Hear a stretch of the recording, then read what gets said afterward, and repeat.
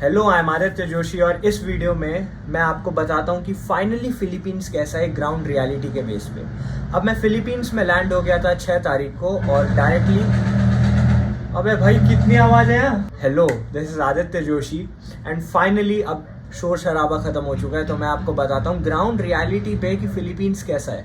तो हम 6 को फिलीपींस आए थे, दिल्ली से फ्लाइट थी एंड बैंकॉक में हमारा लेओवर था 5 घंटे का। अब लेओवर में ऐसा नहीं होता कि तुम बाहर जाके घूम लो, वीज़ा नहीं है तो लेओवर में एयरपोर्ट के अंदर ही रहना होता है। बैंकॉक में घूमने के बाद 5 घंटे एयरपोर्ट के हम आए फिलीपींस में। अब फिलीपींस में हम मनीला में लैंड हुए थे एंड वहाँ से लास पिनास अराउंड 20 किलोमीटर्स दूर है, जहाँ पे मेरी कॉलेज है perpetual, university of perpetual health system delta, UPHST। अब कॉलेज के बारे में एक सेपरेट वीडियो बना दी जाएगी, पर इस वीडियो में आपको बताता हूँ कि फ्लैट में शिफ्ट होने तक मैंने क्या क्या ऑब्जर्व किया। तो पहली बात तो ये है कि ये कंट्री इंडिया से बहुत ज़्यादा अलग नहीं है। यहाँ पे भी वही स्लम्स दिखते हैं आपको कुछ जगहों पे, और कुछ जगहों पे बहुत हाई राइज बिल्डिंग्स दिखती हैं। कुछ जगहें बहुत रिच है एंड लाइफस्टाइल बहुत ही लैविश है, और कुछ जगहों पे आपको वही मगर्स, स्मगलर्स, भीख मांगते हुए लोग दिख जाएंगे।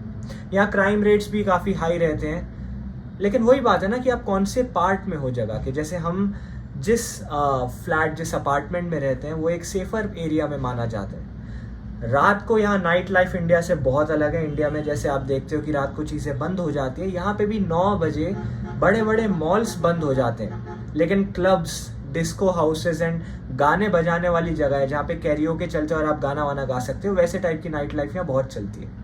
उसके अलावा एक और चीज़ है कि यहाँ के लोग बहुत ओपन होते हैं, पता है, भारत की तरह नहीं नैरो माइंडेड। यहाँ लोग बहुत ओपन है, ओपनली प्रेजेंट करते हैं अपने आप को, ओपनली बोल देते हैं वो क्या सोच रहे हैं, क्या चल रहा है। इसके अलावा मैंने देखा कि यार यहाँ बारिश बहुत ज़्यादा होती है। यहाँ हर दूसरे दिन बारिश होती है, और जिस दिन धूप निकलती है, अब पहली बात तो ये, एक हफ्ते में या मैं आज जितने भी दिन रहा हूँ 3-4 दिन, मैंने देखा कि बारिश ही बारिश होती रही। एक दिन धूप निकली, उसमें भी शाम को बारिश हो गई थी, लेकिन उस एक दिन की 1 घंटे की धूप ने इतनी टैनिंग कर दी कि वो जो आपका बारिश से डी टैन हुआ था वो सब चला गया। दूसरी चीज़ मैंने देखी, यहाँ हार्ड वाटर आता है, तो अगर आप लोगों को लगता है ना कि बाल हाँ झड़ते हैं। उसके अलावा यहाँ आते ही खाने की बहुत टेंशन होती है और खाने की बहुत दिक्कत रहती है। देखो यहाँ क्लोथिंग स्टोर्स बहुत सारे हैं, बहुत सारे एंटरटेनमेंट के स्टोर्स हैं, ऐसी चीज़ें जहाँ आप चीज़ें खरीद सकते हो, एंजॉय कर सकते हो, लेकिन खाने की यहाँ दिक्कत है क्योंकि मैकडोनल्ड्स, डोमिनोज, जॉलीबीज जैसी चीज़ें यहाँ बहुत चलती हैं, आपको घर का खाना नहीं मिलेगा। यहाँ बीफ बहुत चलता है, यहाँ पोर्क बहुत चलता है, और मेजॉरिटी ऑफ इंडियंस ये दोनों चीज़ें नहीं खाना पसंद करते हैं, तो उनके लिए स्ट्रिक्टली वेजिटेरियन फूड या फिर नॉनवेज में भी चिकन या फिश ढूंढ पाना थकाने वाला काम। उसके अलावा यहाँ प्राइजेस में मैंने नोटिस किया है कि बहुत सारी चीज़ों के प्राइजेस इंडिया के जैसे ही हैं, बस ये कि आगे उनकी करेंसी छाप दी उन्होंने। अब जैसे एग्स की क्रेट अगर इंडिया में 250 की है तो यहाँ भी 250 की है, पर 250 पेसोस एंड 250 INR, तो करेंसी एक्सचेंज में, करेंसी रेट की वजह से महंगा पड़ जाता है। यहाँ मेसेज बहुत चलती हैं, यहाँ टिफ़िन सर्विसेज भी काफ़ी हैं, यहाँ 8-10 टिफ़िन सर्विसेज के लिए लोग हैं, गुज्जू दादा हो गए और पाकिस्तानी मेस हो गई, ऐसे करके बहुत सारे नाम हैं इनके। तो लोग यहाँ जाके यूजुअली स्टूडेंट्स अपना टिफ़िन सर्विस लगवा देते हैं। अब उनके साथ अच्छी बात यह है कि वो घर पे आके आपको डिलीवर कर देगा, या अगर आप फ्लैट में रहते हो तो नीचे रिसेप्शन एरिया में दे देगा, आपको जाके लेना है सिक्योरिटी रीजंस की वजह से। लेकिन बुरी बात क्या है? बुरी बात यह है कि 2 ही टाइम खाना मिलता है। अगर आप घर पे 4 बार 3 बार खाना खा रहे थे, 3 प्रॉपर मील्स ले रहे थे, ब्रेकफास्ट, लंच, डिनर, वो तो यहाँ पॉसिबल नहीं हो पाता है। यहाँ जब तक सो के उठते हो और बाकी काम करने होते हैं, कॉलेज के पढ़ाई और वीडियो शूट और ऐसी चीज़ें करनी होती है, उसके बाद 12-1 बज ही जाता है। 1 बजे के अराउंड आपका लंच आ जाता है, उसको खाओ, फिर रूम साफ़ करो, फिर बाकी चीज़ें करो, यूनिवर्सिटी जाना है, अच्छा हमारी बिल्डिंग में जिम है, जिम जाना है, फिर आपको दूसरी सिटी जाना पड़ता है जिसका नाम मोलिटो है, शायद मोलिटो जाना पड़ता है, जहाँ पे HSBC बैंक है, जहाँ से पैसे निकाल सकते हो आप फॉरेक्स कार्ड से, वहाँ जाना, वापस आना, और ट्रांसपोर्टेशन का बताऊँगा अभी आपको। उन सब के बाद फिर शाम को 7-7:30 बजे के आसपास आपका दूसरा टिफ़िन आ जाता है, तो 1 बजे और 7 बजे आपके 2 टिफ़िन रहते हैं। तो खाने की ये यहाँ पे एक दिक्कत मैंने देखी है कि 3 टाइम्स मील की तो यहाँ पे ट्रेडिशन है ही नहीं। अगर आप चाहते हो आपको ब्रेकफास्ट करना है, आप जिम फ्रीक हो और आपको अपनी कैलोरीज, डाइट और प्रोटीन मेंटेन करना है, तो वो थोड़ा टफ हो जाएगा यहाँ पे। अब ट्रांसपोर्टेशन की अगर मैं बात करूं तो ट्रांसपोर्टेशन में यहाँ बसेस बहुत चलती हैं, एयरकॉन की बस है जो कि काफ़ी अच्छी है। मोलिटो यहाँ से थोड़ा दूर है, 15-20 मिनट्स की राइड है, और वो कुछ 15 पैसे 11 पैसे 11 पैसोस 15 पैसोस ऐसे रुपए लेते हैं वहाँ जाने के लिए। यहाँ जिप्सीज बहुत चलती हैं।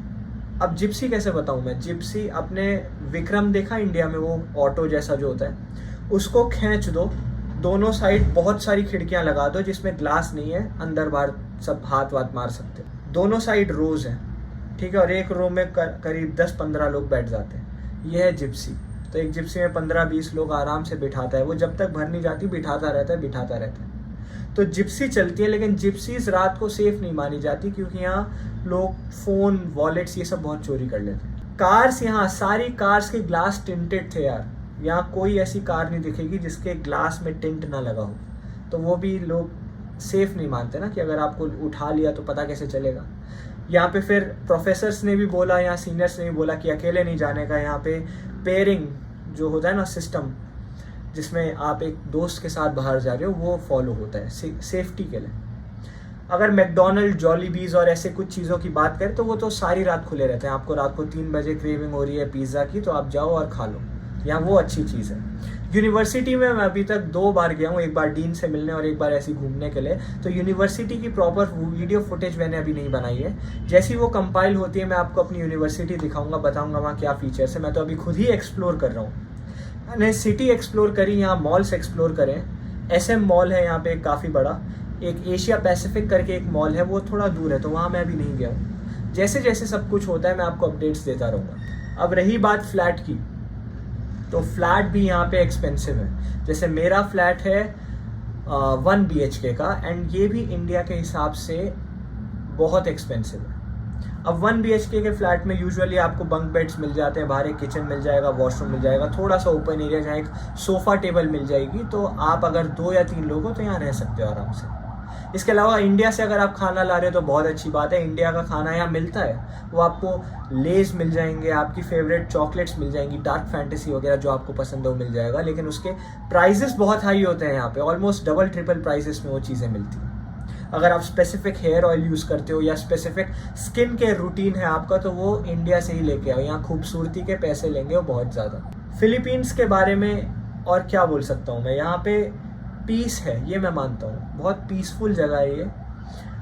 मॉर्निंग्स यहाँ बहुत ब्यूटीफुल हैं, इवनिंग्स बहुत सुंदर हैं। अगर आप मॉर्निंग इवनिंग में बाहर निकलते हो तो हवा बहुत अच्छी चलती है, मौसम बहुत अच्छा रहता है। सड़कें यहाँ बहुत अच्छी है। स्पीड ब्रेकर मैंने एक भी नहीं देखा है यहाँ, स्पीड ब्रेकर है ही नहीं। ट्रैफिक रूल्स बहुत ज़्यादा फॉलो होते हैं, फुटपाथ पे लोग चलते हैं और जेब्रा क्रॉसिंग से रोड पार करते हैं। ऐसा इंडिया की तरह नहीं कि कहीं भी चल दिए, जहाँ मन किया गाड़ी रोक दी, हाथ दिखा।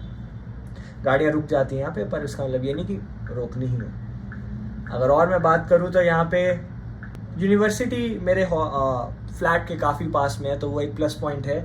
उठो 2 मिनट में यूनिवर्सिटी पहुँच सकते हो। यूनिवर्सिटी हमारी काफ़ी अच्छी है, अंदर से इंटीरियर मैंने पूरा नहीं देखा, लेकिन उसका कंस्ट्रक्ट काफ़ी अच्छा है। तो उस बिल्डिंग का, उस आर्किटेक्चर की आपको वीडियो फुटेजेस बना के मैं दिखाऊंगा कि कहाँ पे क्या है और कैसे सब कुछ अरेंज होता है।